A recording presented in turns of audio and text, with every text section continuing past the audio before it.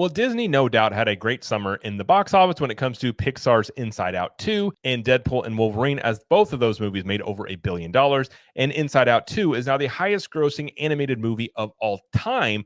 But now there's a story out of IGN that is not painting the best picture when it comes to Pixar in terms of the, I guess you could say, what led up to the release and making of Inside Out 2. So I figured let's read through this and get some thoughts on it, because some of this is very interesting as to what could impact potentially Pixar and Disney going forward. So hi, I'm Jared with Capture the Magic. And again, this is from IGN. And it says Inside Out 2 was the hit Pixar needed, but the laid off employees who crunched on it are still hurting.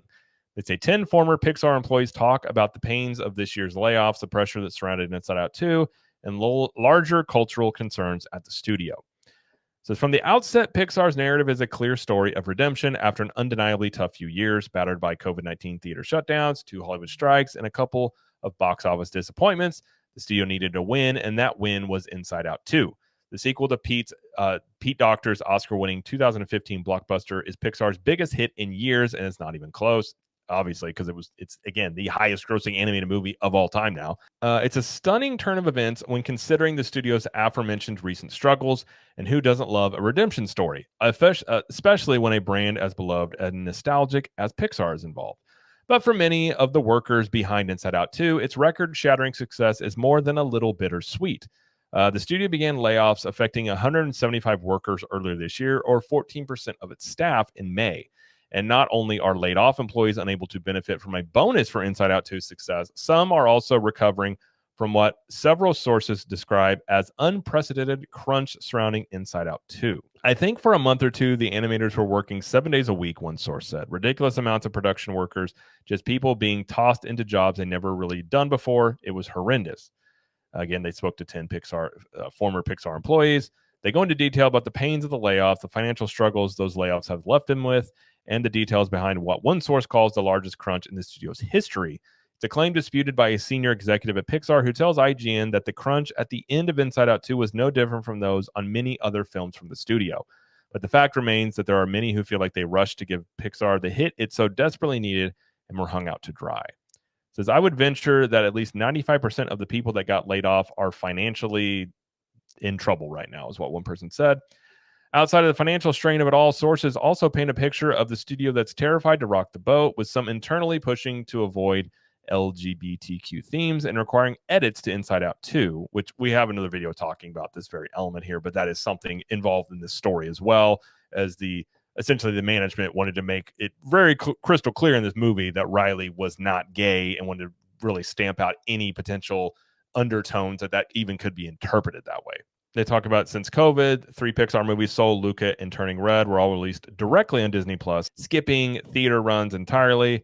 And really, I mean, they didn't make much money. They weren't really well received for the most part. Lightyear was a well-publicized disappointment, closing out its box office run with just $226 million worldwide.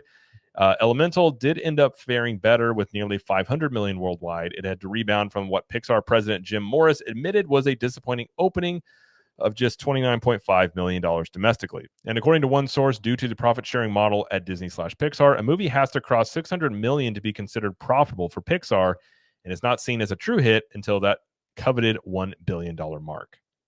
I mean, and that's in terms of like a movie like making $226 million. More than likely, I think Lightyear's budget was like $200 million. So even of that 226, you got to account for the studio might get half of that because you do splits with theaters and things, and then you have the marketing budget on top of that. So Lightyear clearly lost money, which is why they're saying it usually has to cross the $600 million mark, because probably most of these movies have $200 to $250 million in their budget, plus the marketing budgets are typically $100 million, something like that. So to basically make that money back at the box office, $600 million sounds about right. So that's probably why they kind of use that. And then obviously you make $1 billion. That's a milestone there.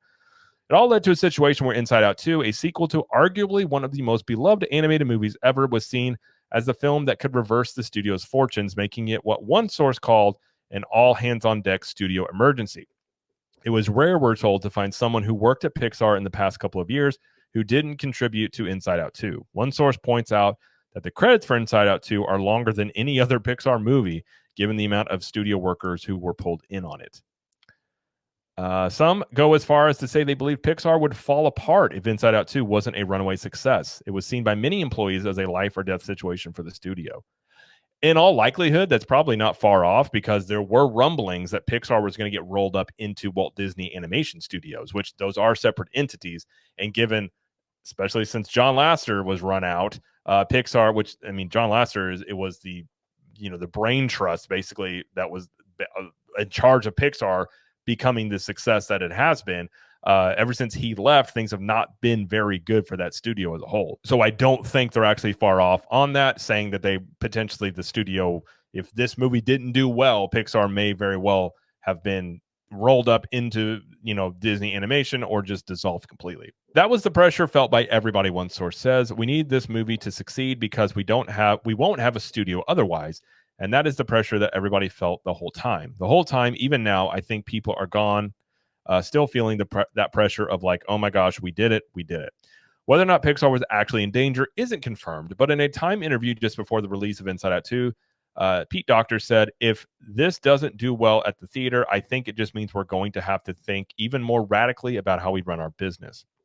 Plus, Inside Out 2 had many of the obstacles that the Pixar movies before it did, and even some that they didn't. It was heavily impacted by the writer's strike, but as other films were delayed out of summer 2024, Pixar was adamant about staying put.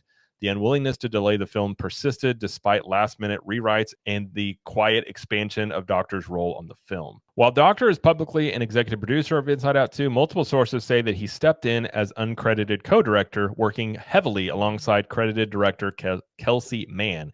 In some ways, that move made sense to many. Docter, after all, co-wrote and directed the first Inside Out, in addition to boasting directing and story credits in beloved Pixar movies like WALL-E, Up, and Toy Story. Said, I mean, you saw the end result of that. Inside Out 2 made $1 billion at the box office. One person says of Docter taking a larger role, that was a direct result of Pete's involvement. Pete's a genius. Nobody can dispute that. It's hard to argue against it. I mean, I can't say I know a lot about Pete Docter, but obviously he has a pretty good track record here. And obviously this movie doing well, like the results speak for themselves in that way. Said many of the sources IGN spoke to generally don't have particularly negative feelings toward Docter. It's well known that he has a proven track record. He knows what he's doing, but it's also indicative of what some sources say is a godlike worship of the man in charge, a holdover from the days of the ousted chief creative officer, John Lasseter. It says, you cannot do anything without Pete, literally nothing, one former employee said, and that creates a bottleneck. Yeah, but I think you can make the argument you need, they use the term bottleneck, but I think having somebody basically that's just saying no or yes to things, like that's not necessarily a bad thing. As a whole, when you're talking about ideas or things, like it has to run through somebody. It used to run through John Lasseter, and maybe seemingly now it is running through Pete Docter, which he does. Again, he's from Lasseter's regime, and then he seems to have a pretty good touch when it comes to movie side of things. Again, they go on to talk about some of the LGBTQ themes and things. We have another video that specifically talks about this, so we're not going to go through that on this video here. It says one source who had pleasant experiences on their prior projects reports feeling a marketed shift when they were on Elio. It was rushed work, paranoid leadership, and mixed messaging, the source says. You're just working 24/7, and so after a while, your body just starts to break down. As for Inside Out 2, one source claims the crunch started in earnest after the WGA strike ended in late September 2023 and lasted all the way through the end of production. One source says, were working on weekends for the last 4 months, while sources acknowledge that an increased workload isn't uncommon at the end of any animated film. Says one source says a larger amount of last minute changes than usual, requiring tools to be developed on the fly. Some say other worry due to Inside Out 2's success is Pixar won't have any motivation to change its bottlenecked systems. One recalls a recent company meeting where, citing Inside Out 2's victory, Docter essentially expressed that they would replicate this system on Elio. I mean, made over $1 billion. It's the #1 animated movie ever. I mean, there is something to be said about the track record there. I think people were just kind of like, really? One source says, you kind of killed everybody on Inside Out, and now you're wanting to do that with Elio. And while not everyone crunched on Inside Out 2, what struck many of our sources is how many people who did were affected by the layoffs earlier this year. I mean, and the rest, you could go on. The article is pretty long. They basically just go in about how these people were saying that they were overworked, and then they were pushed to, given this crunch time, and then a lot of them were laid off. and they weren't able to get bonuses because if you were employed at a certain date, you could then get a bonus because, Inside Out 2 did so well, but they weren't eligible for those bonuses. How you take this depends on your perspective on this, I do suppose. It's really easy to look at this and say this sounds like disgruntled workers that were fired that aren't happy, and now they're basically, lashing out. And not to say, obviously, like any major corporation, especially, there's going to be things in the workplace that are just not good. I mean, I've been involved in corporate workplaces where there's just a lot of, if you want to call it toxic or whatever it is, there are practices and things that sometimes people have done for a very long time that aren't the best. We talked about this. It's hard to argue against like Pete Docter and the way they did this movie, given it made so much money. Now, it doesn't mean that the way they're doing it or the way they did it with this movie is good. But from everything that I have heard, I mean, it's not uncommon in Hollywood that this is sort of a practice that they do. It kind of lends to me to think that a lot of these people they're talking to are younger. This may have been one of their first jobs. And they're, again, you're talking about people who just aren't used to this and they're speaking out about it. But very much from things that I have heard, this is not an uncommon practice, especially in Hollywood. Doesn't mean it's right, but it's Hollywood. And a lot of things in Hollywood are not, I guess, what you would say the right thing to do. There's lots of instances where you can point to that for sure. In terms of Pixar internally, I'm sure that there are things going on there, especially since John Lasseter left. They seem like they've been a bit of a leadership issue there ever since John Lasseter has been gone. Maybe Pete Docter is stepping in as going to be that new John Lasseter and really take on Pixar and really bring it back to maybe what it was. And a lot of the stuff they're complaining about when it comes to the characters and how, they wanted to make sure the gay elements of Riley's character were not in there. They didn't want any sort of sentiments that she could be gay and things like that due to their, they're blaming the same-sex kiss on Lightyear. It's hard to argue against keeping that stuff out of the movies whenever this one made as much money as it did, and especially when you're dealing with kids' movies. As a lot of parents, whether you agree with it or not, a lot of people just don't want to take their kids to see movies that have those elements in it because they're not ready for that conversation. Maybe they're going to have that conversation later, or maybe they don't want a movie to have that conversation or bring that issue up with their children. So I think having the reputation in a movie that doesn't have these elements in it, it's just a good movie. It can still be very it can have elements that are very serious and talk about things that affect children, but I think staying out of those elements, as Disney's management clearly has said that they want to, it's hard to argue against that being a bad move, at least financially speaking, because this movie made as much money as it did. Plus you look at Deadpool Wolverine, that movie as well had no messaging in it at all. It was just simply a movie with two characters that people wanted to see, with two actors that people loved doing things that they wanted to see. So it seems like maybe Disney is starting to learn this lesson, at least somewhat, in terms of some places.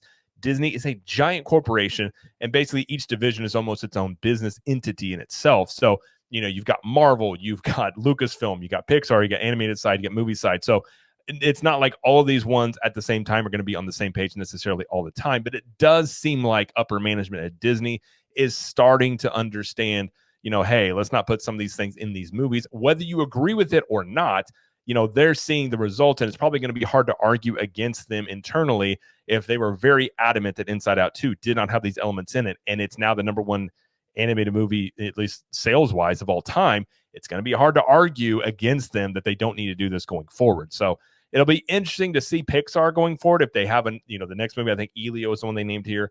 If that one is going to be as big of a hit or something even in the ballpark of Inside Out 2. Again, that's not a sequel.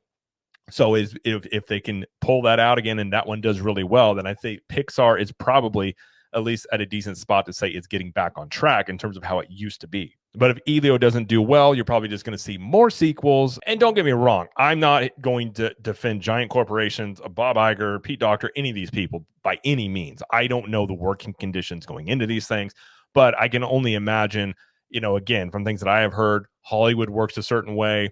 I don't agree with it necessarily. They do a lot of things that a lot of people don't agree with, but it seems like a lot of the stuff in this movie are things that are pretty common in terms of working on a crunch, trying to get something done.